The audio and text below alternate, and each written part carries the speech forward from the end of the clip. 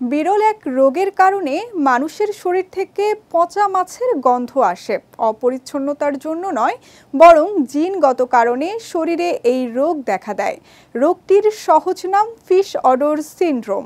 সাধারণত নারীদের মধ্যেই বিরল এই রোগ তুলনামূলক বেশি দেখা দেয়। বিস্তারিত সৈয়দ নওশাদের ডেস্ক রিপোর্টে। মানুষ প্রতিনিয়তই নানা রকম রোগ ব্যাধিতে আক্রান্ত হয়। এক এক রোগের কারণে আমাদের শরীর এক এক রকম পার্শ্ব প্রতিক্রিয়া দেখায়। তবে রোগের কারণে মানুষের শরীর থেকে পচা মাছের গন্ধ আসার কথা শুনেছেন? শুনতে অবাক লাগলেও সত্যি, বিরল এই রোগের নাম ট্রাইমিথাইল অ্যামিনিউরিয়া। এর সহজ নাম ফিশ অডর সিনড্রোম। লাইফ সায়েন্সের এক প্রতিবেদন অনুসারে জিনগত কারণে মানব শরীরে এই রোগ দেখা দেয়। এই রোগে আক্রান্ত ব্যক্তির নিঃশ্বাস, ঘাম, থুতু এবং প্রস্রাব থেকে পচা মাছের গন্ধ আসে। গন্ধ এতটাই তীব্র হয় যে একই বাস বা ট্রেনের কামরায় অন্যদের সঙ্গে যাত্রা করাও সম্ভব হয় না। তবে এই গন্ধ সবসময় নাও হতে পারে।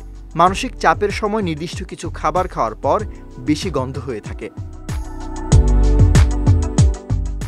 আমাদের দেহে বিপাকের একটি ধাপে ট্রাইমিথাইল অ্যামিন বা টিএমএ নামের একটি উপাদান তৈরি হয়, যা দুর্গন্ধযুক্ত। একজন সুস্থ মানুষের লিভারে এই টিএমএ ভেঙে অন্য উপাদান তৈরি হয়ে যায়, ফলে এর গন্ধ পাওয়া যায় না। তবে অল্প কিছু মানুষের ক্ষেত্রে বিশেষ একটি জিনের ত্রুটি থাকায় টিএমএ ভাঙার এনজাইম পর্যাপ্ত পরিমাণে তৈরি হয় না, ফলে টিএমএ ভাঙে না। এতে শরীরে এটি জমে পচা গন্ধ হয়।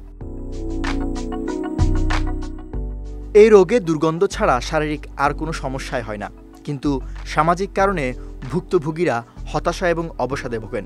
এ রোগের সুনির্দিষ্ট কোনো চিকিৎসা নেই। তবে যেসব খাবার শরীরে ট্রাইমিথাইল অ্যামিনের পরিমাণ বাড়ায়, যেমন সামুদ্রিক মাছ, ডিম, কলিজা, চীনাবাদাম, ব্রকলি, মটরশুঁটি, গরুর দুধ, এসব খেয়ে এই রোগের উপসর্গ কমানো যায়।